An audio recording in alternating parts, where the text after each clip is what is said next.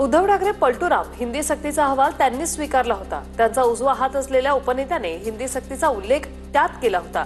आता नेहमीप्रमाणे ते पलटले। मुख्यमंत्री देवेंद्र फडणवीसांची उद्धव ठाकरेंवर खोचक टीका। 5 तारखेला विजयोत्सव साजरा करणारच मोर्चासाठी तयार झालेली एकजूट कायम ठेवायची आहे। मराठी भाषिकांमध्ये फूट पाडण्याच्या या सरकारच्या कुटील डाव, उद्धव ठाकरे यांची टीका। 5 जुलैला विजयी मेळावा घेणार, सहकाऱ्यांची चर्चा करून ठिकाण जाहीर करणार, राज ठाकरेंची प्रतिक्रिया। तर समिती आणा, काही करा, असं पुन्हा होणार नाही याची काळजी घ्या, असाही इशारा। ठाकरे बंधूंचा विजयी मेळावा नाही तर शैक्षणिक हत्या करून केलेला तांडव। आधी स्वतःची मुलं कुठल्या माध्यमात शिकली ते सांगा, मग बाहेर कुऱ्हाड घेऊन या, सदावर्तेंचा हल्ला बोल। ठाकरेंवर बोलाल तर याद राखा, ठाकरे शैलीतच उत्तर मिळेल। ठाकरे बंधूंवर अंजली दमानिया यांनी ट्विट करत टीका केल्यानंतर अयोध्या पौळ यांचं प्रत्युत्तर। राजकीय भाषा कोणाच्या सांगण्यावरून करताय, अयोध्या पौळ यांचा ट्विट करत सवाल। सरकार विद्यार्थी हिताचाच निर्णय घेईल, आम्ही कोणाच्याही दबावाला बळी पडणार नाही, फडणवीसांकडून स्पष्ट। मनसे आणि ठाकरेंच्या शिवसेनेची आज पुन्हा बैठक। 5 जुलैच्या विजयी सभेच्या पार्श्वभूमीवर दोन्ही पक्षांच्या नेत्यांमध्ये चर्चा होईल। परळीतील NSCI डोममध्ये बैठक पार पडणार, सूत्रांची माहिती। मराठी भाषेची कार्यालय नवी मुंबईत नेण्याचा निर्णय ठाकरेंनी घेतला होता। दीपक केसरकरांचा उद्धव ठाकरे यांच्यावर आरोप। निवडणुका पाहून मराठीचा पुळका आलाय, केसरकरांचा ठाकरेंवर हल्लाबोल। अजित पवार महाजातीयवादी माणूस आहे, लक्ष्मण हाकेंची पुन्हा अजित पवारांवर टीका। लक्ष्मण हाकेंवर बोलल्या इतके ते मोठे नाहीयेत, लक्ष्मण हाकेंना उत्तर देऊन फायदा नाही, अमोल मिटकरींची प्रतिक्रिया। चित्रा वाघ यांची उद्धव ठाकरेंवर कवितेतून टीका। अशांना कधीच जाग येत नसे, जे घेता झोपेचं सोंग, ओळखा पाहू कोण, चित्रा वाघ यांची ठाकरेंवर टीका। जनतेचे प्रश्न सोडून कविता करू लागली, कविता ऐकून यांची जनता आता हसू लागली, इतका भंकसपणा बरा नाही, बस कर पगली, चित्रा वाघ यांना रोहिणी खडसेंकडून ट्विट करत प्रत्युत्तर।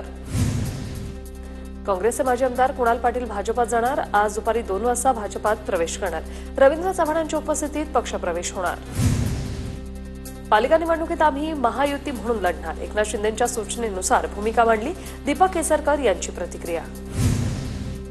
अजित पवारांना चक्की पीसिंग म्हणत युतीत घेणाऱ्या भाजपसारख्या आम्ही नाही, ज्यांच्यावर आरोप केले त्यांना सोबत घ्यायला आम्ही भाजप नाही, अजित पवारांवरून नाना पटोलेंचा भाजपवर निशाणा।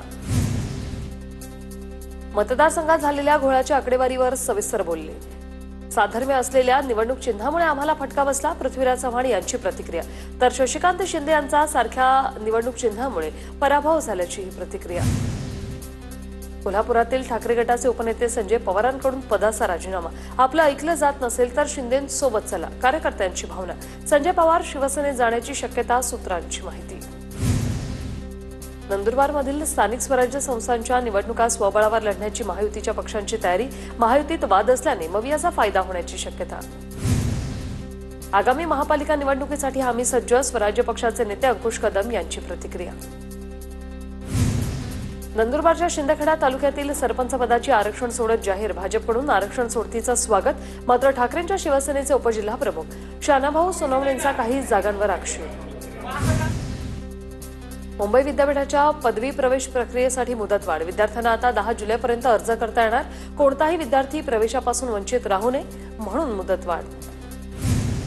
आजपासून रेल्वेच्या तिकिटांमध्ये दरवाढ लागू होणार, साधारण नॉन एसी श्रेणीतील रेल्वे गाड्यांसाठी दरवाढ, सेकंड क्लासच्या 500 किलोमीटर पर्यंतच्या प्रवासासाठी भाडेवाढ नसणार। इगतपुरीमध्ये सातत्याने विजेचा लपंडा, वारंवार वीज जाण्याने अनेकांची घरगुती उपकरणं खराब होत असल्याचा प्रकार, नागरिकांनी महावितरणचे कार्यालय गाठून जाब विचारला। नंदुरबारमधील 108 रुग्णवाहिकेच्या चालकाचं काम बंद आंदोलन, समान वेतन लागू करण्यासाठी कर्मचाऱ्यांची मागणी, कोरोना काळात केलेल्या कामांचा मोबदला द्यावा, अन्यथा तीव्र आंदोलन करू, असा इशारा। जळगाव जिल्हा परिषदेच्या मुख्य प्रवेशद्वारावर रुग्णवाहिका चालकाचं आंदोलन, समान काम समान वेतन लागू करण्याची कर्मचाऱ्यांची मागणी, तर अन्यायकारक ठेकेदारी पद्धत करण्याची मागणी। शिर्डीत आता हार, फूल प्रसादासाठी दरपत्रक लावण्याच्या विक्रेत्यांना सूचना, भाविकांची आर्थिक लूट टाळण्यासाठी नगरपालिकेचा निर्णय, 15 जुलैपर्यंत सर्व दुकानांसमोर दरपत्रक लावा, नगरपालिकेची विक्रेत्यांना नोटीस। कल्याणच्या शहाड उड्डाण पुलाचं प्लास्टर कोसळलं, प्रवासी अगदी थोडक्यात बचावले, प्रशासनाच्या हलगर्जीपणावर सवाल उपस्थित, नागरिकांमध्ये भीतीचं वातावरण। नंदुरबारच्या अक्कलकुवामधील देवगई घाटात संरक्षण जाळी लावली. घाटात दरड कोसळण्याच्या घटना घडू नये म्हणून संरक्षण जाळी लावली. नंदुरबारच्या तापी नदीवरील पुलावर खड्ड्यांचं साम्राज्य, प्रशासन दुर्लक्ष करत असल्याचा आरोप. लवकरात लवकर पुलाची दुरुस्ती करण्याची नागरिकांची मागणी. सोलापुरात संत गजानन महाराज पालखीतील वारकऱ्यांसाठी बलुतेदारांकडून मोफत सेवा. दिंडीतील वारकऱ्यांसाठी कपडे, इस्त्री, दाढी कटिंग आणि चप्पल, बूट पॉलिशची मोफत सेवा दिली जाते. संत तुकाराम महाराजांच्या पादुकांचं नीरास्नान. पुणे जिल्ह्यातील पालखी सोहळ्याचा सराटीमध्ये आज शेवटचा मुक्काम असणार. तुकोबांची पालखी सोलापूर जिल्ह्यात प्रवेश करणार.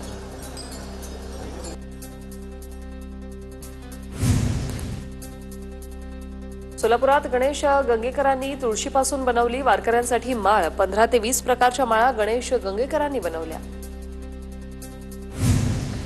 नंदुरबार जिल्ह्यातील शेतकऱ्यांकडून खत खरेदीला सुरुवात. 1,01,653 मेट्रिक टन खत उपलब्ध. वेळ ढगाळ वातावरणामुळे भेंडीवर अळीचा प्रादुर्भाव. शेतकऱ्यांकडून भेंडीवर फवारणी. भेंडीवर अळीचा प्रादुर्भाव झाल्याने शेतकरी चिंतेत. परभणीत पावसासाठी महारुद्र हनुमानाला साकडं. 151 नारळ फोडत पावसासाठी प्रार्थना. पेरणीयोग्य पाऊस झाला नसल्याने पेरण्या खोळंबल्या. जालना शहरासह तालुक्याच्या विविध भागात दमदार पाऊस. सोयाबीन आणि इतर पिकांना दिलासा मिळणार. शेतकऱ्यांमध्ये आनंदाचं वातावरण. नंदुरबार शहरात आणि परिसरात पावसाला सुरुवात. 2 दिवसाच्या विश्रांतीनंतर पुन्हा शहरात पावसाला सुरुवात. पावसामुळे धरणातील पाणी पातळीत मोठी वाढ होणार. पावसामुळे पेरणी केलेल्या पिकांना फायदा होईल. धाराशिव जिल्ह्यात विविध ठिकाणी पावसाची हजेरी. पावसामुळे सोयाबीन पिकाला जीवदान मिळेल. पावसामुळे बळीराजाही सुखावला. नाशिकच्या नांदूर मधमेश्वर धरणातून जून महिन्यात पहिल्यांदा 12.53 टीएमसी पाण्याचा विसर्ग. आजही धरणातून 8,580 क्युसेक पाण्याचा विसर्ग सुरू. गोदावरी नदीपात्रातून जायकवाडीच्या दिशेने विसर्ग. मागील 2 ते 3 दिवसांपासून सुरू असलेल्या मुसळधार पावसामुळे यवतमाळमधील सहस्त्रकुंड धबधबा प्रवाहित. पाण्याचा प्रवाह वाढला. धबधब्याचं मनमोहक दृश्य पाहण्यासाठी पर्यटकांची गर्दी. नाशिकमध्ये गेल्या 24 तासांपासून पावसाची विश्रांती. गंगापूर धरणातून पाण्याचा विसर्ग घटला. मुसळधार पावसाचा अंदाज असल्याने यंत्रणा अलर्टवर. रायगड जिल्ह्यात पावसाचे दमदार पुनरागमन. माणगाव, महाड, पोलादपूर आणि म्हसळा तालुक्यात मुसळधार पाऊस. हवामान विभागाकडून येलो अलर्ट जारी. सांगली जिल्ह्यामध्ये मुसळधार पावसाची हजेरी. सांगली शहरातील जनजीवन विस्कळीत. अचानक आलेल्या पावसामुळे नागरिकांची एकच धावपळ. ठाणे रेल्वे स्थानक परिसरात फोन रिचार्जवरून थेट मारामारी. दुकानदार आणि ग्राहकांमध्ये झालेला शाब्दिक वाद हाणामारीपर्यंत गेला.